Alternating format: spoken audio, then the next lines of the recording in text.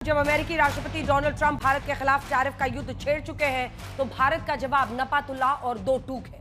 वो कैसे? अमेरिका के इसी टैरिफ वॉर के बीच प्रधानमंत्री नरेंद्र मोदी का चीन दौरे का कार्यक्रम सामने आ गया है। प्रधानमंत्री 31 अगस्त से 1 सितंबर के बीच चीन के तियानजिन शहर में आयोजित शंघाई सहयोग संगठन SCO शंघाई कोऑपरेशन ऑर्गेनाइजेशन सम्मेलन में हिस्सा लेने वाले हैं।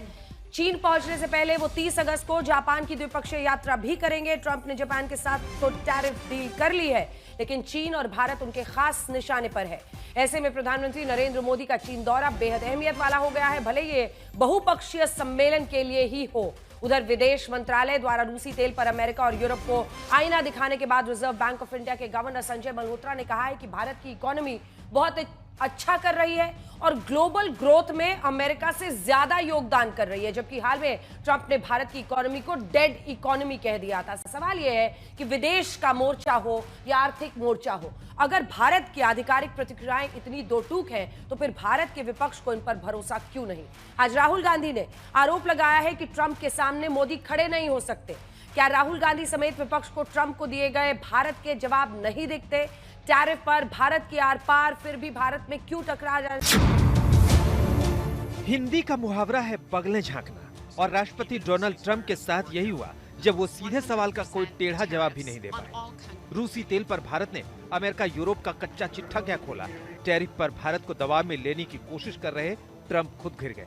लेकिन जब एक तरफ ट्रंप के टैरिफ वॉर पर भारत का सैद्धांतिक और कूटनीतिक रुख सख्त है, तो दूसरी तरफ लोकसभा के नेता प्रतिपक्ष राहुल गांधी इस ट्रंप प्रकरण का नया एंगल खोज लाए हैं। राहुल गांधी ने एक्स पोस्ट में लिखा, राष्ट्रपति ट्रंप की बार-बार धमकियों के बावजूद उनके सामने प्रधानमंत्री नरेंद्र मोदी की नहीं चलती। इसका कारण अमेरिका में अदानी पर चल रही जांच है। मोदी ए और रूसी तेल सौदों के वित्तीय लिंक के बेनकाब होने का खतरा है। मोदी के हाथ बंधे हुए हैं। मैं कहना चाहूंगी कि राहुल गांधी को अपने सपनों में भी जो डर है ना, नरेंद्र मोदी का डर, वो उनको ना सोने देता है ना जागने देता है। बिना ऑथेंटिसिटी के वो कुछ भी बोलता है। Rahul Gandhi didn't understand the language of the people of India also.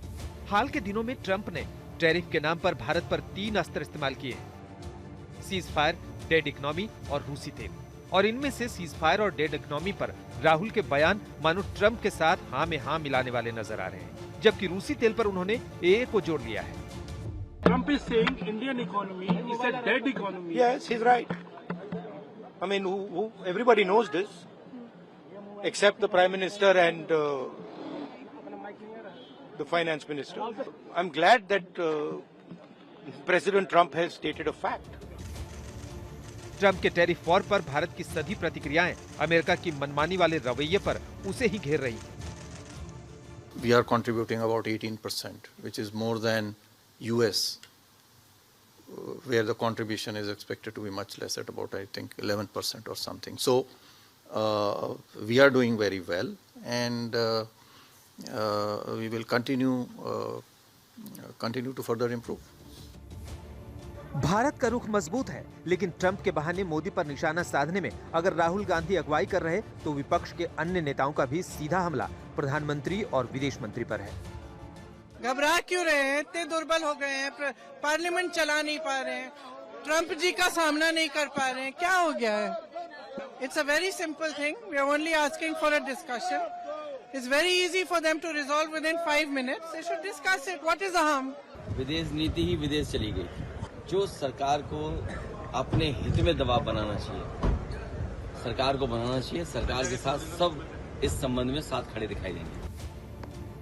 विपक्ष का ये हमला इस तथ्य के बावजूद है कि ट्रंप की परवाह किए बिना भारत के NSA अजीत डोवाल रूस दौरे पर है। भारत न सिर्फ रूसी तेल पर अमेरिका का फैक्ट चेक कर रहा, बल्कि निष्पक्ष वर्ल्ड ऑर्डर की बात भारत डंके की चोट पर कर रहा।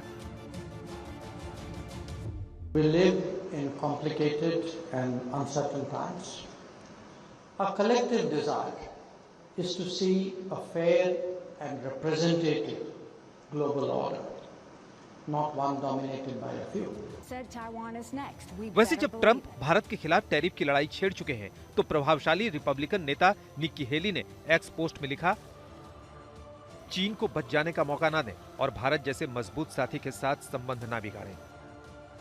अमेरिकी सिंगर मैरी मिलबेन ने भी भारत और अमेरिका को एक दूसरे की जरूरत बताया है।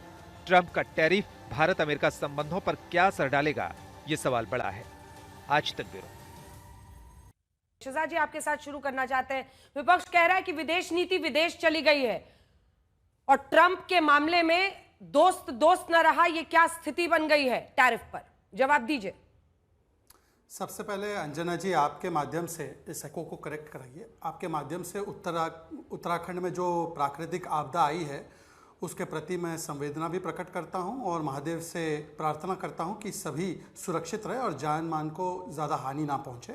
देखिए, विदेश नीति विदेश नहीं गई है, बल्कि पहली बार विदेश नीति जैसे गंभीर मुद्दे पर भी वोट बैंक की और अवसरवाद की राजनीति हो रही है।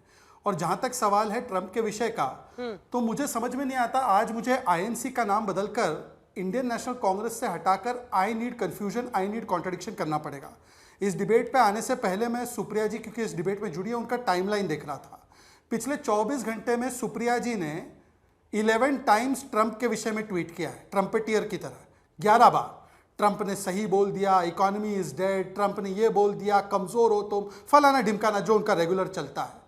परंतु फिर मैंने जाकर कार्ति चिदम्बरम का टाइमलाइन देखा और कार्ति चिदम्बरम बोलते हैं ट्रंप को सीरियसली नहीं लेना है, ये इंपल्सिव नेता है, ट्रंप के सामने सोबर रहना है, जितना ट्रंप बोले उतना आपको चुप रहकर उनको सीरियसली नहीं लेना है। ट्रंप के जो टैरिफ है वो अमेरिकन को ज्यादा नुकसान करेंगे। फिर मैंने बोला कि चलिए राहुल गांधी जी के टाइमलाइन पर जाते, तो राहुल गांधी जी ने भी ट्रंप के ट्रम्पेटियर की तरह बोला था इकोनॉमी इज डेड। फिर मैंने कांग्रेस के दूसरे टाइमलाइन पर देखा, राजीव शुक्ला सीडब्ल्यूसी मेंबर सांसद बोलते हैं Trump is delusional, economy is thriving. Shashi Tharoor भी ये बोलते हैं। तो मेरा एक सुझाव है सुप्रिया जी और प्रियंका जी से कि मुझे आज तक और देश को कन्विंस करने से पहले कार्ति चिदम्बरम, मनीष तिवारी, शशि थरूर, राजीव शुक्ला, इनको तो कन्विंस कर लो कि राहुल जी और सुप्रिया जी सही बोल रहे। पर सुप्रिया जी कैसे करेंगी? अंजना जी, आपको याद होगा लगभग 2 महीने पहले हमारी एक डिबेट हुई थी। थोड़ी देर पहले कनाडा जैसा देश हमें G7 का इनवाइट नहीं भेजता है। असलियत यह है कि हम अपने आप को वर्ल्ड की। सुप्रिया जी वही है जिनको सीरियसली नहीं लेते इनके ही नेता, कि जिन्होंने कहा था G7 का इनवाइट नहीं आया, और इनके नेता तो उनसे बड़े ट्रम्पेटियर और प्रोपेगेंडिस्ट है। उन्होंने तो कहा कि भारत की भूमि पर चाइना ने कब्जा किया 2000 स्क्वायर किलोमीटर, तो सुप्रीम कोर्ट ने आड़े हाथ लिया और कहा कि कोई भारतीय ऐसी बात नहीं करता। और 2 दिन पहले अंजना जी, मैं आपका शो देख रहा था, 4 बयान दिए उन्होंने, 1000 स्क्वायर किलोमीटर, 2000, 4000, 44,000। कौन सा आंकड़ा है सुप्रिया जी से पूछ लेना। जहां तक ट्रंप का सवाल है, मैं 10 सेकंड ट्रंप पे, वैसे तो इनके लंबे इतिहास है झूठ के, रफाल से लेकर पेगासस से लेकर सावरकर, ट्रंप पे आते हैं 10 सेकंड के लिए। पहले तो आज जो ये विषय उठा रहे, मतलब ये अपनी पुरानी बात को कॉन्ट्रडिक्ट कर रहे हैं। भाई, अगर ट्रंप के दबाव में हमने सिंदूर रोका और ट्रेड डील मिला, तो कहां है ट्रेड डील? दूसरी बात, अगर ट्रेड डील मिल गया होता तो रशिया के तेल के खरीदने की बात ही नहीं आती। तीसरी बात, मुझे बताइए, हम भी तो नोबेल पुरस्कार के लिए उनको प्रस्तावित करते ना, उल्टा आज क्या हो रहा है? ट्रंप की खुद की पार्टी निकी हेली उनको कॉन्ट्रडिक्ट कर रही है। ट्रंप ने जब पोस्ट किया ट्विटर पर, ट्रूथ सोशल पर, तो उनके ही कम्युनिटी नोट्स में आया कि यूएस और यूरोप कितना खरीद रहा है तेल उनसे और कितना गैस खरीद रहा है रशिया से। उसके बाद निकल कर आया कि किस प्रकार से ट्रंप भी खुद आज अपनी बात में घिर गए जब उनको पूछा गया कि ट्रंप साहब, अमेरिका भी यूरेनियम खरीदता है रशिया से, उसके बारे में कुछ बताइए। पर नहीं, ट्रंप की बातों पर भरोसा है, अपने डीजीएमओ, एमईए के रिटन स्टेटमेंट, प्रधानमंत्री और अपने थरूर, मनीष और सलमान की बात पर कोई भरोसा नहीं। मुझे लगता है कि इनको विदेशी में हमेशा ज्यादा भरोसा होता है। ठीक है, लेकिन सरकार आप हैं और इसीलिए रोड मैप आपको तैयार करना है कि अगर वो 25% टैरिफ और अब रोज सुबह उठ के कह रहे हैं कि हम और भी टैरिफ बढ़ाएंगे, तो तरीका क्या होगा भारत का? ये मैं लौट रही हूँ सुप्रिया जी से पहले मैं सवाल करूं। नहीं, सुप्रिया जी के बाद मैं लौटूंगी। सुप्रिया जी, जब एमईए ने अपनी तरफ से साफ स्पष्ट शब्दों में अमेरिका को आईना दिखाया कि तुम क्या क्या खरीदते हो, $2.1 बिलियन का ट्रेड तो रूस से इस साल मई के महीने तक तुमने कर लिया है, यूरोपियन यूनियन के देश क्या क्या खरीदते हैं रूस से, उसके बावजूद क्या प्रधानमंत्री नरेंद्र मोदी को घेरने का एक ही तरीका बचा है कि ट्रंप के हां में हां मिलाया जाए? ट्रंप कहे कि डेड इकोनॉमी तो हां डेड इकोनॉमी, ट्रंप कहे सीज फायर हमारी वजह से हुआ तो हमारी वजह से हुआ। अंजना जी, आपको, आपके दर्शकों को और मेरे फेलो पैनलिस्ट को सबसे पहले तो नमस्कार। मैं बहुत ही प्रफुल्लित हूं कि मेरे ऊपर इतनी रिसर्च हुई है। अच्छा है, इंपॉर्टेंट फील होता है, वो अलग बात है। मैं आपसे एक दरख्वास्त करना चाहती हूं, आप इस मुद्दे को ट्रिवियलाइज मत होने दीजिए और आप खुद भी इसको ट्रिवियलाइज मत करिए। ये बहुत बड़ी बात है और मैं बताती हूं क्यों। आजाद भारत में पहली बार हमने एक ऐसे प्रधानमंत्री को देखा जिसने खुलकर एक प्रेसिडेंशियल कैंडिडेट को एंडोर्स किया, अब की बार ट्रंप सरकार की बात कही, उनकी आत्मीयता की चर्चा आप सब लोगों ने दिखाई, बिजली सी केमिस्ट्री की आप सब लोगों ने बात करी, उन्होंने अपना पर्सनल स्टेक डालकर इस रिलेशनशिप को बिल्ड करने की कोशिश करी। और यही नहीं, सिर्फ ट्रंप जी को ही नहीं, उनकी बेटी तक को हमने बुलाकर यहां पर चीफ गेस्ट बनाया, उनको तमाम तरह के तोहफे दिए। ये रिश्ता सुख दुख का जैसा लगता था, नमस्ते ट्रंप हो गया, हाउडी मोदी हो गया, अब की बार ट्रंप सरकार हो गया, ये बहुत आत्मीय रिश्ता दिख रहा था। और इसकी चर्चा सब करते थे, आप लोग भी करते थे और चीख चीख कर करते थे, ताली पीट पीट के चर्चा होती थी। तो अगर ऐसा था तो एकदम से रिश्तों में खटास कहां से आ गई, एकदम से इतनी कड़वाहट कहां से आ गई? और क्या इस कड़वाहट को जब आना था, जब रिश्तों में खटास आ रही थी, तो हमें प्रत्युत्तर नहीं देना चाहिए था? अगर ट्रंप ने 34 बार बोला कि मैंने सीज फायर कराया है और हमारा स्टेटमेंट उनका नाम ही नहीं लेता है, मैं आपसे पूछती हूं, राहुल गांधी जी ने 5 मिनट पहले बोला था मोदी जी के, और उन्होंने कहा था हिम्मत है यहां पर आकर ट्रंप का नाम ले, सारा देश आपके साथ खड़ा है। मोदी जी 1 घंटा 42 मिनट बोले, 15 बार नेहरू जी का नाम लिया, लेकिन ट्रंप का नाम और चीन का नाम नहीं ले पाए। क्यों नहीं ले पाए? मुझे ऐसा लगता है कि ये जो नाराजगी हुई, जो रिश्तों में कड़वाहट आई, इस सब की वजह क्या थी? आज देश ये जानना चाहता है। अरे यज्ञ हो रहे थे, हवन हो रहे थे, पूजा पाठ हो रही थी, मंत्र पढ़े जा रहे थे, ट्रंप बन जाए। ट्रंप ना सिर्फ 34 बार ये कहते हैं मैंने सीज फायर कराया, हमारा प्रधानमंत्री उनका नाम नहीं ले पाते। ट्रंप हमारे लोगों को हथकड़ियां और बेड़ियां पहनाकर भेजते हैं। ट्रंप एप्पल को धमकाते हैं वहां मत बनाओ। ट्रंप आईटी कंपनीज को कहते हैं हिंदुस्तान में जॉब्स का सृजन मत करो। ट्रंप पहलगाम के जल्लाद और नरसंहार के सबसे बड़े गुनाहगार असीम मुनीर को घर में बिठाकर मुर्ग मुसल्लम की दावत दे रहे हैं। हम 35 मिनट की फोन पर बात करके खुश हैं। अगर आपने 35 मिनट पर बात करी तो ट्रंप ऐसी बातें क्यों कह रहे हैं? आज ट्रंप ने कहा कि भाई रशिया से तेल खरीद रहे हैं। आज तो हर हिंदुस्तानी के मन में एक सवाल है, इतना सस्ता तेल हमने रशिया से खरीदा, उसका फायदा किसको मिला?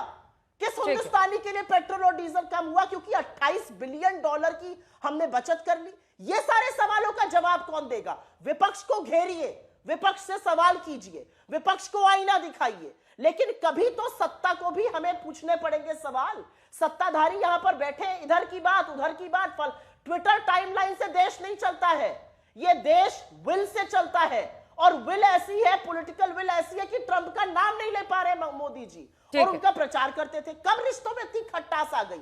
आप तो हम प्याला हम निवाला बने थे। अंतिम बात कहना चाहती हूं, ये मीगा मागा प्लस मेगा टैरिफ बन गया है, ये असलियत है। अब वो 250% के टैरिफ लगाने की धमकी दे रहे हैं हमारे फार्मास्यूटिकल पर, जो सबसे one of the biggest component है हमारे एक्सपोर्ट्स का। किस तरह की बातें हो रही है यहाँ पर? सिर्फ इधर उधर की औनी पौनी बातें होंगी, तथ्यों पर कोई जिक्र नहीं होगा। ठीक है, डॉक्टर दीप्ति तनेजा आपके पास मैं आ रही हूँ। भारत के लिए इसमें क्या है जब विपक्ष के नेता आज ट्रंप के मुद्दे पर घेर रहे हैं, और ये दूसरी तरफ टैरिफ की भी मार अब झेलनी है? 25% तो लगाई दिया, रोज वो कह रहे हैं हम और बढ़ा सकते हैं इसको, क्या दिख रहा है आपको? मैं कहूंगी कि ये भारत के लिए सबसे ज्यादा दुर्भाग्यपूर्ण, इससे ज्यादा कुछ नहीं हो सकता है कि अगर आज भी हम पक्ष विपक्ष खेल रहे हैं, सुप्रिया जी, अगर आज भी आपको ये नहीं समझ आ रहा है कि ये नव उपनिवेशवाद का समय आने वाला है हमारे ऊपर, भारत को एक अपनी कॉलोनी समझ के अमेरिका जो चाह रहा है हम पे कर रहा है, और हम अपने इतिहास में ये किया वो किया, दोस्ती करी। भारत का शुरू से एक मोटो रहा है, हम वासुदेव कुटुंबकम कहते हैं, हम पहला कदम बढ़ाते हैं। अगर हमने दोस्ती का कदम बढ़ाया और सामने वाले को वो दोस्ती का कदम समझ में नहीं आ रहा है, तो क्या आज भी हम पक्ष विपक्ष यही खेलेंगे? जैसा कि अभी हमें अंजना मैडम ने कहा कि क्या हम अभी यही कहेंगे कि हमें अपनी इकोनॉमी को dead economy, 4th largest economy है ये वर्ल्ड की, इसको हम डेड इकोनॉमी मानते हैं, जो वो कहेंगे हम उनकी हाँ में हाँ मिलाएंगे? आप कह रहे हैं मोदी जी ने जवाब नहीं दिया, क्या आपको एमईए की स्टेटमेंट नहीं दिखती है? क्या एमईए मोदी जी से अलग है? हर बात पे क्या प्रधानमंत्री उतर के खुद जवाब देंगे तो विपक्ष को समझ में आएगा कि हमारी सरकार कोई जवाब दे रही है? ये आप लोगों का अभी जो सोचना है, इसको बिल्कुल भी आज के समय में हमारे लिए अगर नहीं आप लोग समझ पाएंगे कि ये नव उपनिवेशवाद होने वाला है, तो बहुत ही दुर्भाग्यपूर्ण होगा भारत के लिए, पूरे विश्व के लिए। और ये अमेरिका का जो दोगलापन है, ये हम ही नहीं देख रहे हैं, पूरा विश्व देख रहा है। आज जब ट्वीट हुई, आप कह रहे हैं ट्वीटों पे दुनिया नहीं चलती है। मैडम, आपका ये कहना, मैं एक अर्थशास्त्री हूं, आप ये कहते हैं कि पेट्रोल अगर हमने खरीदा तो इसका ग्राहकों को कोई फायदा नहीं हुआ। ये क्या मायोपिक विजन है मैडम कि क्या पेट्रोल केवल एक आपकी गाड़ी चलती है तो उसके लिए यूज होता है? It is the most important raw material intermediate good for anything that you are producing. आप अगर अपना आज स्वदेशीकरण, अपना मेक इन इंडिया चलाना चाहते हो तो आपको हर चीज में पेट्रोलियम चाहिए मैडम। इस चीज को हम क्यों आज निगेट कर रहे हैं? मैं ट्रंप के लिए तो केवल यही कहना चाहूंगी कि ये मुगलों का भारत नहीं है जिसने यहाँ पे कॉलोनियलिज्म होने दिया, ये मोदी जी का भारत है। हम एक संप्रभु भारत, एक संप्रभु देश था, है और मोदी जी के दौरान में भी ये संप्रभु देश ही रहेगा। इसको कोई विपक्ष इसको निगेट नहीं कर सकता है। ठीक है, मैं केवल यही कहना चाहूंगी। सुप्रिया जी, अगर इस चश्मे से क्या समझना जरूरी है कि विदेश नीति में कम से कम पक्ष विपक्ष का चश्मा, चूंकि उन्होंने सीधा आपको रेफर किया है इसलिए मैं चाह रही हूं आप जवाब दीजिए। पूरे विश्व में आप देखिए कि जेलेंस्की की बात करते हैं, जेलेंस्की को व्हाइट हाउस में बिठाकर ट्रंप ने बेइज्जत किया और फिर उनको डिक्टेटर कहा, किम जोंग उनको मैडमैन कहा, जस्टिन ट्रूडो को very dishonest and weak, Syrian president को कहा एनिमल, जानवर, मतलब पूरे हैती हो, एल साल्वाडोर हो, अफ्रीकन नेशंस को शिटहोल कंट्रीज कह दिया, जो कि ऐसा शब्द है बोलना भी मुश्किल है, और मतलब यहां तक कि एफ वर्ड का भी वो इस्तेमाल करते हैं। ऐसे में क्या, जब ट्रंप की मार विश्व के अनेकों देश झेल रहे हैं, ऐसे में हम कैसे उनके हाँ में हाँ मिला सकते हैं और उनकी तरफ से बैटिंग कर सकते हैं अपने ही देश में? अंजना जी, कोई मूर्ख ही होगा जिसको दिखेगा कि हम उसकी तरफ से बैटिंग कर रहे हैं। और मैं एक चीज थोड़ी मुझे लगता है फेयरली और कैंडिडली कह देती हूँ, मुझे लगा था कि ये प्रोफेसर साहिबा है और मैं इनसे उलझना नहीं चाह रही थी, लेकिन क्योंकि इन्होंने काफी पॉलिटिकल स्टेटमेंट्स दिए और मेरा नाम लेकर दिए तो मैं इनको पॉलिटिकल जवाब ही दूंगी। मैं यूजुअली प्रोफेसर्स और रक्षा विशेषज्ञों से तू मैं नहीं पढ़ती हूँ, हमारी बहस बीजेपी से होती है, लेकिन उन्होंने विशुद्ध पॉलिटिकल स्टेटमेंट्स दिए तो अब इनको सुनना पड़ेगा। यहां पर इन्होंने कहा हमारा मायोपिक विजन है। इस देश में इस समय 100 करोड़ लोग ऐसे हैं जो रोज की जरूरत की चीजें नहीं खरीद पा रहे हैं, और आपको पता है कि पेट्रोल और डीजल का महंगा होना, क्योंकि वो सबसे बड़ा ट्रांसपोर्टेशन फ्यूल है डीजल, उसका सीधा प्रभाव चीजों के दाम पर पड़ता है। 100 करोड़ लोग जरूरत की चीजें नहीं खरीद पा रहे हैं। ये मेरी रिपोर्ट नहीं है, ये एसबीआई की इकोनॉमिक रिपोर्ट है, उसका क्या जवाब दीजिएगा? दूसरा सवाल, और यहां पे वो इन्होंने बोला कि ट्रंप ने फलानी, ट्रंप ने 69 देशों पर टैरिफ लगाया, 55 देशों पर हमसे कम टैरिफ लगा, और मैं कारण से कहती हूं कि यह राजनीतिक मैसेजिंग है। ट्रंप, अमेरिका का टोटल ट्रेड डेफिसिट करीब 1200 बिलियन डॉलर है, हमारे साथ करीब 40-45 बिलियन डॉलर है, जो एक्चुअली उनके टोटल ट्रेड डेफिसिट का 3 से 3.5% के बीच में है। उनको जरूरत नहीं थी इतना लगाने की। यह एक राजनीतिक मैसेज है और इसका जवाब राजनीतिक ही होना पड़ेगा। तो यहां पर मुझे कोई बैठकर उपदेश ना दे कि हम वासुदेव कुटुंबकम, आपसे ज्यादा मैं वो बात समझती हूं। यहां पर 4th लार्जेस्ट इकोनॉमी का जिक्र हुआ, उस 4th लार्जेस्ट इकोनॉमी में अगर टॉप 10 लोगों को निकाल दीजिए तो हमारा पर कैपिटा 1000 से 1200 डॉलर प्रति व्यक्ति है, अमेरिका का 85,000 डॉलर प्रति व्यक्ति है। तो उस डिबेट में मत पड़िए। और अंत में मैं एक बात कहना चाहती हूं, एमईए की स्टेटमेंट की बड़ी चर्चा हो रही है, मैंने भी एमईए का स्टेटमेंट पढ़ा और मुझे ऐसा लगता है कि इस देश को बहुत पहले बोल देनी चाहिए थी बहुत सारी बातें। जब पहली दिन उन्होंने कहा मैं श्रेय लेता हूं सीजफायर का, नहीं आप नहीं ले सकते हैं, नाम लेके बोलना चाहिए था। जब उन्होंने असीम मुनीर को बुलाया, हमें कहना चाहिए था गलत कर रहे हैं आप नरसंहार करने वाले को कैसे बुला रहे हैं। जब उन्होंने एप्पल को धमकी दी, हमें बोलना चाहिए था ये गलत है, कहां गए वो बॉयकॉट करने वाले लोग। यहां पर एमईए की स्टेटमेंट का जिक्र मैं 1-2 शब्दों में कर देती हूं। 87 वर्ड उस एमईए के स्टेटमेंट में यूरोपियन यूनियन पे है और 28 वर्ड अमेरिका पर है। ये आपको कंपैरिजन उस पूरे स्टेटमेंट में दिख रहा है। उस स्टेटमेंट में स्वीकृति है, पहली लाइन में, पहले पैराग्राफ में है अमेरिका ने हमें एनकरेज किया। तो क्या हमने अमेरिका के कहने से रूस से इंपोर्ट शुरू किया था और अब अमेरिका के कहने से कम कर रहे हैं? मैं यहां पर एक चीज पूछना चाहती हूं। प्राइवेट ऑयल रिफाइनर्स ने सस्ता क्रूड अमेरिका रूस से खरीदा, यूरोपियन मार्केट्स में बेचा, टैरिफ का झेल हमारी कंपनी उठाएं, टैरिफ झेले हमारे एक्सपोर्टर्स, उसका कुप्रभाव हमारे जॉब्स पे होगा। 1 मिनट, हमारी जॉब्स जल्दी और यहाँ पे उधर की बातें करी जाएंगी। विषय पर अगर स्टिक करें तो विषय अच्छा रहेगा, विषय पे स्टिक करें। पॉलिटिकल स्टेटमेंट्स का जवाब पॉलिटिकल दिया सिर्फ 2 लाइन में जवाब दीजिए, आप उसका 2 लाइन में जवाब दीजिए, फिर मैं जाऊंगी। लेकिन सुप्रिया जी, आपने कहा हम बैटिंग नहीं कर रहे हैं, लेकिन जब डोनाल्ड ट्रंप कहते हैं डेड इकोनॉमी तो राहुल जी तुरंत कहते हैं हाँ डेड इकोनॉमी। ये हाँ में हाँ मिलाना नहीं है तो क्या है? आपको नहीं लगता, आपको लगता नहीं है हिंदुस्तान की इकोनॉमी डेड है? आपको लगता नहीं है 100 करोड़ लोग अगर रोज की जरूरत की चीजें नहीं खरीद पा रहे हैं? लेकिन ट्रंप के खिलाफ एक सेकंड ट्रंप के खिलाफ मोदी बोले लेकिन ट्रंप के खिलाफ राहुल जी नहीं बोले। मतलब आप कह रहे हैं ना Trump is a lawyer, PM बोले, लेकिन ट्रंप के हाँ में हाँ क्यों मिलाए फिर राहुल जी? अरे भाई तो वो भी तो नेता विपक्ष है। राहुल जी ने तो डंके की चोट पर कहा। राहुल जी ने अपनी स्पीच में 7 बार ट्रंप का नाम लिया। एक छोटा सा जवाब प्रतिपक्ष दीजिए जब बोले, डॉक्टर। लेकिन जब नेता सदन प्रधानमंत्री बोले, एक मैडम अब मैं एक इकोनॉमिस्ट की तरह ही जवाब दूंगी। आपने ये कहा कि 100 से आपके लोगों को बेसिक गुड्स नहीं मिल रहे हैं। मैडम आपने कहा आपके लोगों को बेसिक गुड्स नहीं मिल रहे हैं, तो आप कांग्रेस इस समय क्या चाहती है कि क्या हम अपना ये बात मान लें, रशिया से इसको इंपोर्ट करना बंद कर दें ऑयल को और अपनी प्राइसेस बढ़ा लें? क्या आप ये बैटिंग करना चाह रही हैं? और साथ में आप कंफ्यूज्ड हैं totally. I would like to say that कि एक तरफ मैडम बोलने दीजिए, एक तरफ आप कहती हैं कि डेटा क्या है, एक तरफ आप डेटा कोट करती हैं और एक तरफ आप डेटा रिफ्यूट करती हैं। आप मानना चाह रही हैं, आप पहले बार-बार कोट कर रही हैं कि कितने लोग सुप्रिया जी रुक जाइए, सुप्रिया जी एक मिनट, मैं आ रही हूं, मैं आपसे जवाब ले लूंगी, जल्दी से पूरा कीजिए। आप एसबीआई का डेटा कोट करती हैं एक तरफ, और जहां एक डेटा कहता है कि हमारी 4th लार्जेस्ट इकोनॉमी है, उसको आप रिफ्यूट करती हैं। आप पहले मन में धारणा बना लीजिए कि आपको डेटा को मानना है कि डेटा को रिफ्यूट करना है। मैं बस यही जवाब, आपने 2 लाइन में कहा था तो यही दूंगी। शहजाद जी, उम्मीद है इसके बाद कि प्रोफेसर अंशुल जोशी में आ रही हूँ। अंजना जी, मैंने पूरी बात सुप्रिया जी की सेकंड राउंड में पूरी सुनी बिना हस्तक्षेप के। मुझे उम्मीद है कि मुझे भी उतना समय पर टैरिफ पर प्लान क्या है ये भी बताइएगा। टैरिफ पर प्लान क्या है? कांग्रेस पार्टी की तो आप आलोचना करते रहिए, पर टैरिफ पर प्लान क्या है अब इंडिया का? आप मुझे उतना ही समय दीजिए जितना सुप्रिया को दिया है, आपको सारे जवाब दूंगा। मैं तो पॉइंट बाय पॉइंट जवाब देने वाला व्यक्ति। बोलना शुरू करें। सुप्रिया जी, सबसे पहले रिसर्च विषयों का होता है, प्रोपेगेंडा का फैक्ट चेक होता है। कोई आप पर रिसर्च करके मैं नहीं आया हूँ। हाँ, रिसर्च करना है तो मैं बता सकता हूँ आपको एक बात कि आपने बोला ना प्रति उत्तर देना चाहिए, तो मैं देखता हूं कि कैसे प्रति उत्तर दिया जाता था।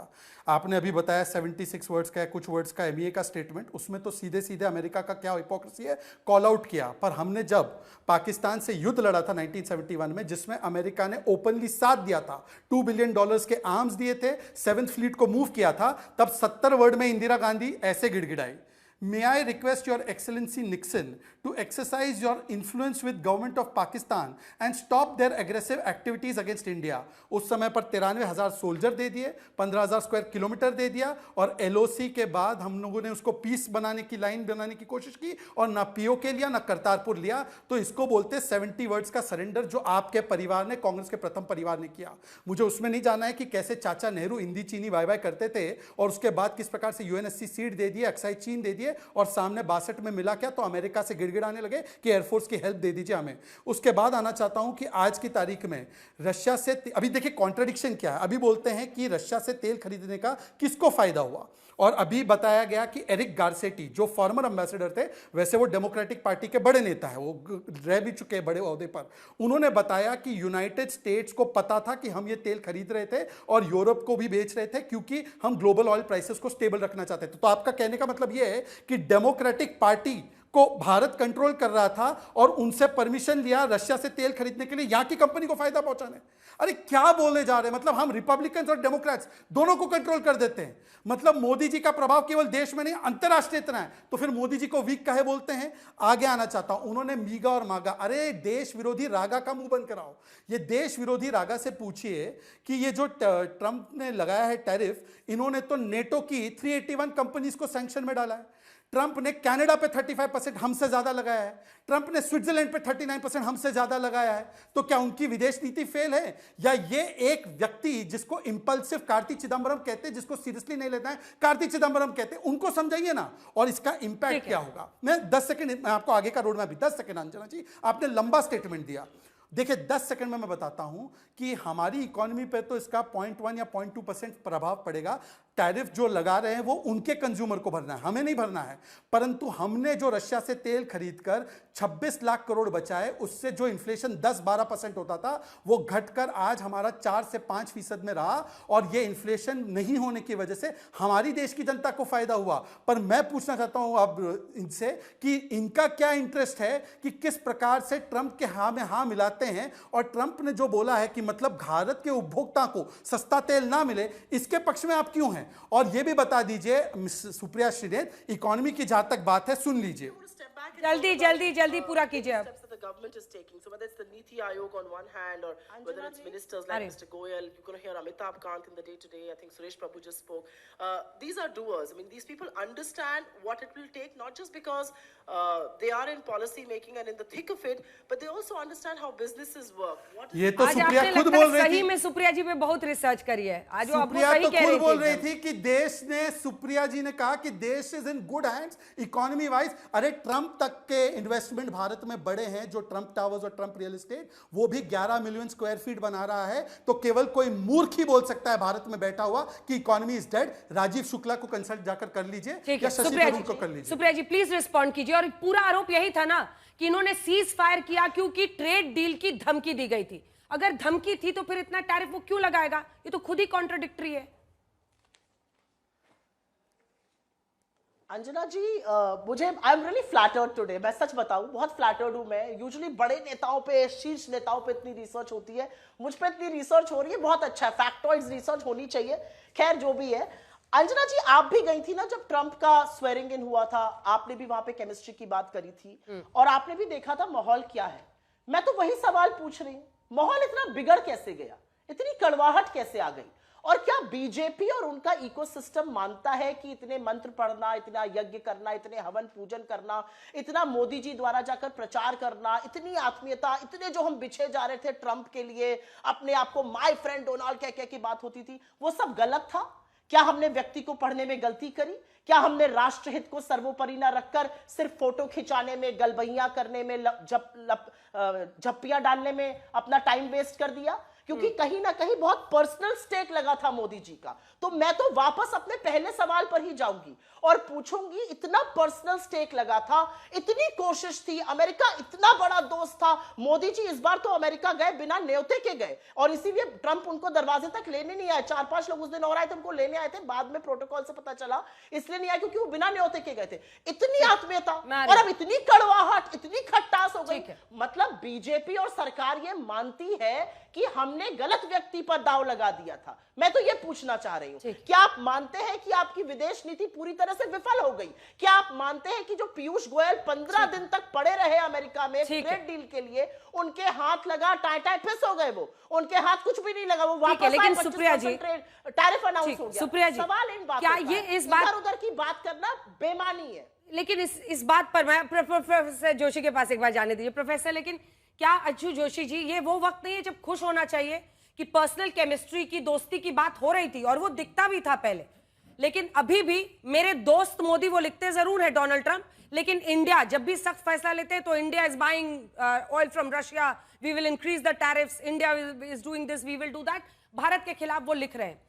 ऐसे में भी जब बात विदेश नीति की आती है हम सख्त हो रहे हैं, हम कह रहे हैं कि नहीं हम रूस से तेल, आज भी अजीत डोभाल साहब रूस में है। क्या ये अपने आप में भारत की विदेश नीति की सख्ती नहीं दिखाता है? ये भारत का बहुत संयमित, संतुलित और विजय का हम एक रूप देख सकते हैं उसकी विदेश नीति का। बार बार यहाँ बहुत लंबी चर्चा चली है। अंजना जी मुझे बोलने के लिए समय दीजिएगा, मैं बोल नहीं पाई अभी तक। तो जो बार बार प्रश्न पूछा जा रहा है कि मोदी और ट्रंप के बीच में क्या हुआ, ये बिल्कुल वैसे ही है जब हिंदी चीनी भाई भाई के नारे लगाए जाते थे, जब हमने प्लेट में से जाकर यूएनएससी की परमानेंट सीट चीन को दी थी और इसके बाद चीन ने भारत पर हमला किया था। मैं इतिहास में नहीं जाना चाहती, बहुत सारे ऐसे ब्लंडर्स है जिसपे हम बहस कर सकते हैं। अभी मैं विषय पर आऊंगी। एक ऐसे देश का राष्ट्रपति जिसको ये नहीं पता कि उसके देश का 5.2 बिलियन का व्यापार रशिया के साथ है, जिसमें 2.5 से 3 बिलियन के वो इंपोर्ट्स ले रहे हैं। इंपोर्ट्स भी किसके? पैलेडियम के, ईवी बनाने के लिए, फर्टिलाइजर्स के और यूरेनियम हेक्साफ्लोराइड के। ये भारत बता रहा है, विद सोर्स बता रहा है, और तब ट्रंप ऐसे रिएक्ट कर रहे हैं कि अच्छा मुझे तो पता ही नहीं था। और वो एक ऐसे देश को डेड इकोनॉमी कह रहा है जो विश्व की सबसे तेजी से बढ़ती अर्थव्यवस्था है, जिसका अभी ग्रोथ रेट 6.4% का है, यूएस का ग्रोथ रेट 2.8% का है, पाकिस्तान को 2.7% का है। एक ऐसा देश जो 1,23,000 स्टार्टअप्स के साथ वैश्विक राजनीति में, वैश्विक इकोनॉमी में बहुत दृढ़ता के साथ खड़ा है। 2014 में हम 10वें पायदान पे थे अंजना जी, हम 4थे पायदान पर आ गए अर्थव्यवस्था की दृष्टि से। तो यहाँ पर यदि हम फैक्चुअल बात करें तो हमें यह देखना चाहिए कि ट्रंप ने अपने अंदरूनी कारणों से वो बार बार अलग अलग टर्फ्स पर फ्लॉप हो रहे हैं। इसीलिए वो ये टैरिफ की जो धमकी और टैरिफ जो इंपोज कर रहे हैं वो सिर्फ भारत पे नहीं कर रहे हैं। ये जो यहाँ पर जैसे सुप्रिया जी बैठी हैं, राहुल गांधी हैं, ये अगर ब्राजील में होते तो ये पता नहीं क्या करते। वहां तो अभी सत्ता, विपक्ष, लोग, एनजीओ सब एक होकर के वहां ट्रंप का विरोध कर रहे हैं। और हमारे यहाँ ये देखना बहुत दुर्भाग्यपूर्ण है कि हमारे यहाँ से सुर्री छोड़ी जाती है और उस सुर्री को ट्रंप पकड़ के और फिर एक नया स्टेटमेंट दे देते हैं।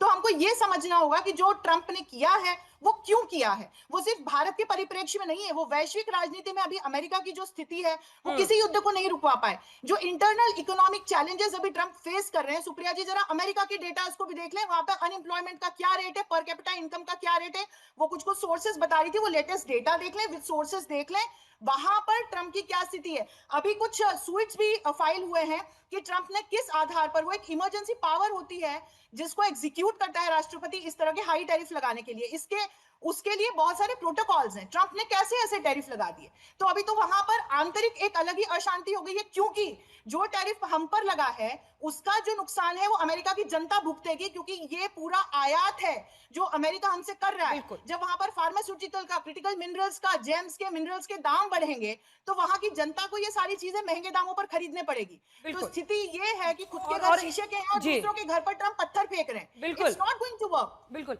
और प्रोफेसर जोशी, दिलचस्प ये है कि ऑनलाइन कंपनियों ने ये कहा कि हम अमेरिका में पहले वो दाम लिखेंगे जो पुराने टैरिफ से था, और अब नए टैरिफ के बाद जो दाम है वो लिखेंगे, ताकि जनता को पता तो चले कि उन पर टैरिफ की वजह से महंगाई कितनी बढ़ रही है, उनको कितना ज्यादा। चीन भी यही कह रहा है कि आप दोनों प्राइस उस पर लिखिए ताकि जनता को पता चले। डॉक्टर तनेजा, आपके पास आते हुए देखिए, लेकिन ये चैलेंज तो अब है, ये टैरिफ वाला चैलेंज है, उसका जवाब आ रही हूँ, आप दोनों के पास आ रही हूँ, एक कमेंट इनसे लेते हुए। चैलेंज है, अब ऐसे में क्या करना होगा, मतलब सरकार को भी इसको हैंडल करना होगा, क्या हम उसके लिए एक प्लान के साथ बढ़ रहे हैं, इसमें क्या स्ट्रैटेजी होनी चाहिए? मैडम, मैं केवल एक बात कहना चाहूंगी कि अभी सुप्रिया जी ने, अगर आपने जो उनकी अगली बाइट देखी हो जो अभी उन्होंने हाल फिलहाल में दी है, उसमें और पहली बाइट में कोई फर्क ही नहीं है। हमने गलत आदमी पे बैटिंग कर ली, हमने गलत आदमी को दोस्त बना लिया, केवल वही एक उनका मुद्दा जैसे लूप में चलता ही जा रहा है कि हमने गलत आदमी से दोस्ती कर ली। अभी की जो बात है कि क्या आप उनके इस रणनीति को क्यों साथ दे रही हैं, क्यों आपके बीजेपी के खिलाफ ट्वीट्स जा रही हैं, क्यों स्टेटमेंट्स जा रही हैं कांग्रेस की तरफ से, जिससे कि आपके अमेरिका को ही फ्यूल मिल रहा है भारत के खिलाफ बोलने का। आपके पास उस बात का तो कोई लॉजिक ही नहीं है। गलत आदमी से दोस्ती कर ली, गलत आदमी के लिए कैंपेनिंग कर ली, लूप में आप उसको चलाती ही जा रही हैं। और अभी अंशु मैडम ने बात करी कि इसके रूट कॉज तक जाइए। रूट कॉज है कि कैसे आपकी आर्म्स एंड एम्यूनिशन इंडस्ट्री चल रही है। ये डेटा है, लेटेस्ट डेटा है कि अगर आप देखें, ये 5 कंट्री मिलके 72% ग्लोबल आर्म्स एक्सपोर्ट करती हैं, जिसमें है United states 43%, France 10%, Russia 8%, China 6% और जर्मनी आपका 6%। इसमें आपके रशिया और चाइना को छोड़ के 3 तो यूरोपियन और अमेरिका ने तो इस पे कब्जा ही बना के बैठे हुए हैं। तो क्यों नहीं चाहेंगे कि वॉर चलती रहे। यूक्रेन इनका इस समय बिगेस्ट इंपोर्टर है। तो आप रूट कॉज पे ना जाके खुद यहाँ पे फ्यूल दे रही हैं अमेरिका को कि बात कीजिए, डेड इकोनॉमी है, ये है, वो है। आप किस तरफ है मैं ये नहीं समझ पा रही। मैडम, एक आखिरी बोलना चाहूंगी कि मैं सोच रही थी कि ट्रंप के लिए इस समय हमारी रामधारी सी दिनकर जी की एक बात चलती है, जब नाश मनुष्य पर छाता है पहले विवेक मर जाता है। सॉरी टू से, कांग्रेस के लिए ये बात आज बिल्कुल सटीक बैठती है रामधारी सी दिनकर जी की। डायरेक्ट अटैक है इनका, लेकिन इनका इस बात से नाराजगी है कि कांग्रेस पार्टी खुलकर इस तरह से ट्रंप के समर्थन में भारत की इकोनॉमी को डेड क्यों कहती है। आप देखिए, आप लोग बार बार कहते हैं ना कि भारत क्यों नहीं, प्रधानमंत्री बोलते हैं ट्रंप इज अ लायर। 1989 से लेकर अब तक लगभग 40,000 लोगों की मौत हुई है जम्मू कश्मीर में आतंकवाद की वजह से। बताइए, क्या हमें पता नहीं था कि अमेरिका किस तरह से साथ देता है पाकिस्तान का? कोई ये नया साथ तो वो दे नहीं रहा है। इससे पहले भी हथियार वो बेचता रहा है पाकिस्तान को, लेकिन कभी किसी ने, किसी भी सरकार ने क्या खुलकर किसी अमेरिकी राष्ट्रपति को लायर कहा है, या दोगला कहा है, या गलत नीति अपनाने वाला कहा है? बताइए। किसी अमेरिकन प्रेसिडेंट को हिंदुस्तान के किसी चुने हुए प्रधानमंत्री ने एंडोर्स भी तो नहीं किया है, खुलकर जाकर उनका प्रचार भी तो नहीं किया है, खुलकर जाकर हाथ पकड़ के हाउडी मोदी, नमस्ते ट्रंप और अब की बार ट्रंप सरकार भी तो नहीं किया है। इसलिए सवाल पूछे जा रहे हैं। मुझे एक आपत्ति है और उस आपत्ति को मैं यहां पे दर्ज कराना चाहती हूं। इस पैनल में कोई भी बैठकर मुझसे यह नहीं पूछने की हिमाकत कर सकता है कि मैं कहां से हूं। मैं विशुद्ध भारतीय हूं और मैं भारत की आवाज उठाती हूं। किसी की हिम्मत नहीं होनी चाहिए मुझसे ये पूछने की कि मैं किसकी तरफ से हूं। अपनी हैसियत में रह के सब लोग बात करें तो अच्छा रहेगा। मेरी भारतीयता पर कोई सवाल उठाएगा तो फिर बात बिगड़ जाएगी। आपने नहीं टोका इसलिए मैं टोके दे रही हूं। यहां पर जो लोग इकोनॉमिस्ट बने आए हैं वो औनी पौनी बातें कर रहे हैं। अमेरिकन इकोनॉमी में क्या होता है, उनके लोगों पर महंगाई का क्या फर्क पड़ता है, इससे हमें क्या फर्क पड़ता है। हम भारतीय हैं इसलिए हम भारतीय बिजनेसेस की, छोटे उद्योगों की, लोगों के रोजगार की बात कर रहे हैं। इन टैरिफ्स का क्या असर पड़ेगा जनता को बताइए ना। इन टैरिफ्स का असर पड़ेगा कि हमारा सामान वहां महंगा हो जाएगा, महंगा होगा, उसकी मांग गिरेगी, कम खरीद होगी, कंपनीज अपने आप प्रोडक्शन यहां पर कम करेंगी, उत्पादन कम करेंगी। सबसे पहला प्रभाव जो है बेरोजगारी बढ़ेगी, लोगों की नौकरियां जाएंगी, छटनी होगी। तो हमें हिंदुस्तान की चिंता है और एक हिंदुस्तान एक डेमोक्रेटिक देश है और इस डेमोक्रेटिक देश में सवाल पूछना वाजिब है। सवाल पूछना डेमोक्रेसी की आत्मा का सबसे पहला कण है। आप सवाल मत पूछिए, आपको जो बात करनी करिए। आप हमारे सवाल पूछने पर कैसे सवाल उठा सकते हैं? आपकी हिम्मत कैसे हुई कहने की मैं कहां से बैटिंग कर रही हूं? मेरा खून अगर निकलेगा ना इस देश के लिए निकलेगा। यहां पर बैठकर आइंदा से और अब कभी और किसी की भारतीयता का सर्टिफिकेट देने की यहां पर कोई कोशिश ना करे। और इसलिए ना करे क्योंकि हमारे पुरखों का खून इस देश की मिट्टी में शामिल है, इस देश के तिरंगे में शामिल है। हमारे पुरखों ने इस देश की आजादी के लिए लड़ाई लड़ी है। हमारे पुरखे इस देश के लिए शहीद हुए, बलिदान दिया। हिम्मत कैसे होती है किसी की ये पूछने की? और अंतिम बात में यहां पर ये कहना चाहती हूं, नया कॉलोनियलिज्म ला देंगे क्या मैडम? तो क्या हम नया कॉलोनियलिज्म ला देंगे क्या? बीच में मत बोलिए, आपसे मैं बात नहीं कर रही। मैं वो पूरा कर ले, बीच में मत बोलिए, मैं आपके बीच में नहीं बोली थी। Wait for your turn, wait for your turn. I don't you dare question my nationalism और माय पेट्रियटिज्म। ठीक है, वापस टॉपिक पे आइए। Don't you dare. एक अंतिम बात मैं अंजना जी कहना चाहती हूँ। 20 आपको इनको रोकना चाहिए था, आपने नहीं रोका, इसलिए मुझे रोकना जरूरी हो गया। इनको आईना दिखाना जरूरी है। किसी की राष्ट्रीयता पे सवाल मत उठाइए। 29 ट्रिलियन डॉलर की अमेरिकन इकोनॉमी है। वो 2.5% पे ग्रो करे, 3% पे करे, 2% पे करे।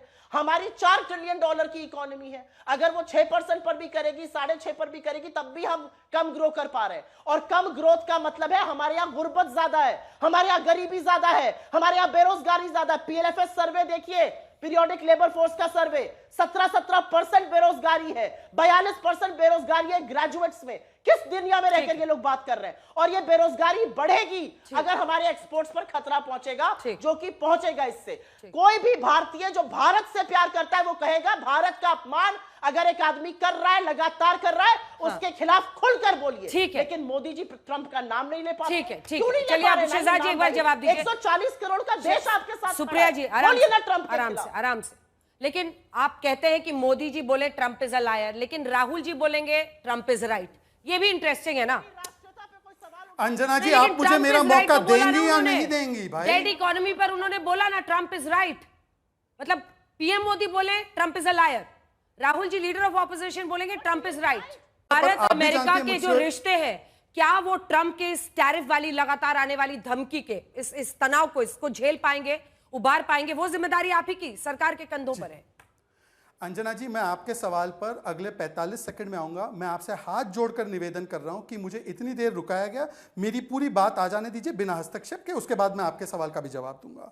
सबसे पहले बिल्कुल सही कहा सुप्रिया जी ने कि बड़े नेताओं के ऊपर रिसर्च होती है और बड़े नेताओं पर सुप्रीम कोर्ट ने रिसर्च करके कहा कि कोई भारतीय भारत के सेना के खिलाफ नहीं बोलता।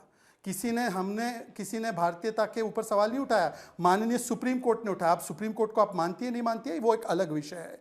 दूसरी बात, अब कौन बात कर रहा है कि फेल विदेश नीति है?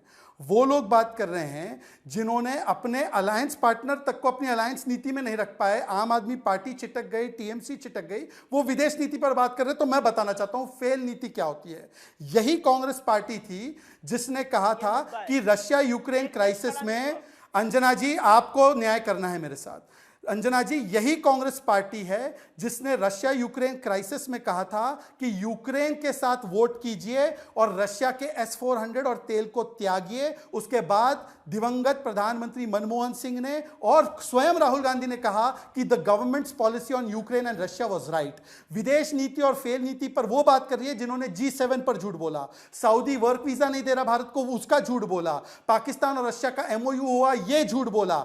इन्होंने बोला मालदीव के साथ रिश्ते खत्म हो गए। मालदीव जिसने इंडिया आउट का कैंपेन चलाया वो आज पूरी कैबिनेट के साथ खड़े रहकर मोदी जी का स्वागत कर रहा था। जिस श्रीलंका के बारे में बोला कि श्रीलंका आपसे टूट गया, अलग हो गया, श्रीलंका के प्रधानमंत्री चुनकर आए, उनकी नई सरकार चुनकर आई, तो पहला व्यक्ति जो वहां पे गया वो विदेश मंत्री थे और जो पहला इंटरनेशनल विजिट हुआ वो उनका भारत में हुआ और भारत के प्रधानमंत्री और भारत के नेतागण जो है वो श्रीलंका गए। ये तो इनकी विदेश नीति की बातें हैं और विदेश नीति की बात वो कर रहा है अंजना जी क्योंकि आपने उतना मौका सुप्रिया को दिया है। मैं नहीं बोलूंगा विदेश नीति पर।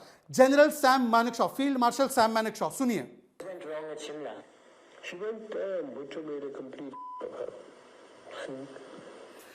General Sam Manekshaw, field marshal Sam Manekshaw ने बोला कि हमने जो भी मैदान में कमाया इंदिरा गांधी ने उसको गवाया। The Bilawal Bhutto and Americans made a dash out of her. हमें कम से कम वो लेक्चर ना जवाब दे। दीजिएगा, पूरा करने दीजिए, मैं आप ही से जवाब लूंगी। आज अंजना जी और आज की बात पर आते हैं। आज एक के बाद एक स्टेटमेंट देखिए। एक तो अभी जैसे हम बात कर रहे हैं रशिया में अजीत डोवाल जी वहां पर है। हमने तय कर लिया है हम अपनी स्वतंत्रता और स्वतंत्र नीति को नहीं चेंज करेंगे। हम अपने हितों के, अपने अधिकारों के, अपने लोगों के हिसाब से चलेंगे। ये वो देश नहीं है अब कि जो न्यूक्लियर टेस्ट करवाने से पहले अमेरिका फोन करता था तो न्यूक्लियर टेस्ट रोक देते थे। नरसिम्हा राव की सरकार ने ऐसा किया था। ये वो देश नहीं है कि रोनाल्ड रेगन पत्र लिखता था राजीव गांधी को कि ऐसे बात करो जिया से और हम जाकर बात कर लेते थे। ये वो देश नहीं है कि 65 का युद्ध जीतने के बाद 68 में पाकिस्तान को जमीन सौंप के आ जाए और कच्चा तीबू देकर आ जाए। ये वो देश है जहां पर आज ब्राजील के राष्ट्रीय अध्यक्ष ने कहा है कि मैं तो मोदी से बात करूंगा। ये वो देश है जब एक स्टैंड लेता है तो रशिया ने अपने यूएस के साथ मिलिट्री जो डील है उसको कैंसिल कर दिया, उससे वॉकआउट कर दिया है। ये वो देश है कि जहां पर भारत के स्टैंड के साथ अमेरिका के नेता भी खड़े और कह रहे हैं कि अमेरिका जो कर रहा है वो डबल स्टैंडर्ड है। तो मुझे लगता है इसी में समझ जाइए कि आपकी आयरनी लेडी थी और आज हम लोग आयरन हैंड रख रहे हैं। हम अपने हितों का समझौता नहीं होने देंगे। हम ना जाकर वहां पर समझौता करेंगे ना आपकी तरह गिड़गिड़ाएंगे। ठीक है, आपका मतलब जुल्फिकार अली भुट्टो रहा होगा। आपने गलती से बिलावल भुट्टो बोल दिया, लेकिन आपने इतना कहा था कि मुझे बोलने दीजिएगा तो मैंने आपका प्रवाह, धारा प्रवाह नहीं रोका। सुप्रिया जी जवाब दीजिए। ये भी तो एक, हाँ ठीक, ये भी तो एक सच्चाई है ना जो मैंने प्रश्न किया कि इतने, मतलब ऐसा तो है नहीं कि अब हथियार नहीं बेचा जाता था अमेरिका को, लेकिन ये वो विपत्ति की स्थिति है जब सबको एक आवाज में बोलना चाहिए। देश के अंदर आप रोजगार, महंगाई, इन तमाम मुद्दों पर लड़ सकते हैं, लेकिन अगर भारत को अपनी विदेश नीति है, ट्रंप ऐसा नहीं कि सिर्फ इंडिया के साथ कर रहा है, ये आप भी जानती हैं, आप भी एक इकोनॉमिस्ट हैं। टैरिफ का एक तमाशा वो खेल रहे हैं पूरे विश्व में। इसीलिए तो पूछना जरूरी कि ट्रंप हमारे, इसीलिए तो मैं कह रही हूं ट्रंप ऐसा हमारे साथ कैसे कर सकते हैं, क्यों कर सकते हैं? हमने इतना इन्वेस्टमेंट किया उस रिलेशनशिप में, इसीलिए तो मैं पूछ रही हूं। लेकिन मेरे 4 पॉइंट्स हैं अंजना जी, और आपने धारा प्रवाह उनको बोलने दिया तो मुझे भी 30 सेकंड बोलने दीजिएगा। इन्होंने बार बार इंदिरा जी का नाम लिया। इंदिरा जी के दुर्विरोधी भी ना उनको गिड़गिड़ाना शब्द यूज नहीं करते थे। पाकिस्तान के 2 टुकड़े करके विश्व का भूगोल बदला था। जब भारतीय सेना का हाथ पाकिस्तान की गर्दन पर था तो सीज फायर नहीं किया था, ये इंदिरा जी थी। और मैं ये पूछना चाहती हूं, नरेंद्र मोदी जी चीन जा रहे हैं, आप ही के चैनल पर ब्रेकिंग न्यूज देखी थी। आई होप वो वहां जाकर जरूर पूछेंगे कि आपने पाकिस्तान जैसे नापाक और आतंकी मुल्क का साथ क्यों दिया, आपकी मिसाइलें हमारे यहां कैसे आई, आप उनके कमांड सेंटर में क्यों बैठे थे। और ये बात मैं नहीं, ये आर्मी के vice chief Rahul R Singh, lieutenant general Rahul R Singh कह रहे हैं। ये बात आर्मी के चीफ कह रहे हैं कि हम पाकिस्तान से नहीं, हम तो चीन से लड़ रहे थे। तो जिस चीन से हम लड़ रहे थे उसके पास मोदी जी क्यों जा रहे हैं, उसके पास जाकर जयशंकर जी कसीदे क्यों पढ़ते हैं। और एक बार अगर मोदी जी ये कह दे, छोड़ दीजिए वो ट्रंप का नाम, कूटनीति में कोई वो ये कह दे कि अमेरिका, सुप्रिया जी एक काउंटर है, सिर्फ एक काउंटर है। अब विदेश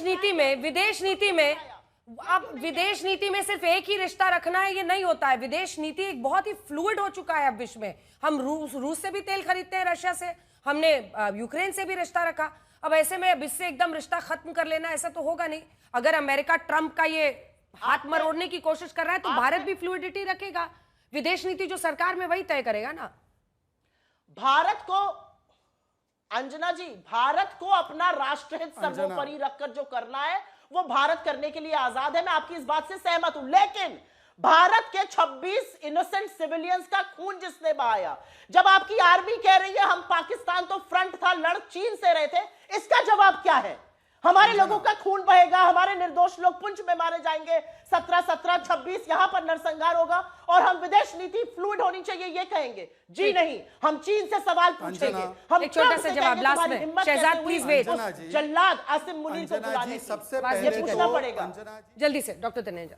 मैडम इंदिरा जी का नाम लेने की हैसियत। ठीक है डॉक्टर तनेजा। मैडम, इस पूरी डिबेट को अगर मैं एक पैनलिस्ट ना होके एक दर्शक की तरह देखूं तो मुझे ये लग रहा है कि हम मुद्दे को बार बार घुमाने की कोशिश कर रहे हैं। ये किया, वो किया, वो किया। बात अभी की तो हो ही नहीं रही है यहाँ पे कि हम क्यों भारत की तरफ से नहीं बल्कि अमेरिका की तरफ से बैटिंग कर रहे हैं। बात करी आपने कि हमारा एक्सपोर्ट अफेक्ट होगा, हमारे यहाँ पे अनएम्प्लॉयमेंट बढ़ेगी। मैं केवल ये पूछना चाह रही हूँ आंकड़ों के आधार पर मैडम कि जब हमारा अमेरिका को एक्सपोर्ट केवल 17% है, विच मीन्स के हमारा 77% एक्सपोर्ट ऑल ओवर वर्ल्ड है। एक तरफ आप ये कह रही हैं कि अमेरिका से हमारा एक्सपोर्ट अगर बढ़े, हमारा टैरिफ। मैडम मैं आपके बीच में नहीं बोली थी मैडम, आपने ऑब्जेक्ट किया था कि मेरे आई थिंक अंजना मैडम आवाज नीचे कर दीजिए, जल्दी से टाइम खत्म हो रहा है। ये केवल अपना बोलती हैं कि बीच में नहीं बोलिए। मैडम सुनिए, आपने अगर हम अमेरिका से 17% एक्सपोर्ट हम करते हैं अमेरिका को, तो बाकी का आप क्यों भूल रही हैं आंकड़ा? आप ये कहना चाह रही हैं कि हम रशिया से तेल ना लें जिसके कारण यहाँ पे और बेरोजगारी बढ़े। आप टोटली कंफ्यूज हो, एक तरफ आप आंकड़ों का सहारा लेती हो, एक तरफ आप छोड़ती हो उनको। शहजाद जी सिर्फ 2 लाइन जल्दी। हाँ, अंजना जी ऐसा है, गिड़गिड़ाना शब्द मैंने इस्तेमाल किया पर उससे ज्यादा भारी भरकम शब्द जनरल सैम मैनेक्शॉ ने इस्तेमाल किया था, जिन्होंने पाकिस्तान के 2 टुकड़े किए थे और इंदिरा जी के पास सब कुछ था। 93,000 सोल्जर थे, 15,000 स्क्वायर किलोमीटर था। किस दबाव में आकर उन्होंने ना पीओके लिया ना करतारपुर साहिब लिया। उस समय बाबू जगजीवन राम ने बोला था कि इंदिरा ये बहुत बड़ी गलती हुई। तो मुझे लगता है कि आपको कम से कम अपना आईना देखना चाहिए। और शहजाद फिनिश। मैं ये कहना चाहती हूँ कि क्या चीन के साथ रिश्ते रखने का हक सिर्फ राहुल गांधी और उनके परिवार को है? एससीओ के समिट में हिस्सा लेने के लिए भारतीय प्रधानमंत्री चीन जा रहे हैं और एक तरफ सुप्रिया जी कह रही है कि सॉल्यूशन ढूंढो। अब ये सॉल्यूशन है कि हम चीन के साथ कहां एंगेज कर सकते हैं, कहां अपने रिलेशंस को नॉर्मलाइज कर सकते हैं, हम कैसे वॉर्स को न्यूट्रल करके कैसे चीन के साथ सहयोग की दिशा में आगे बढ़ सकते हैं।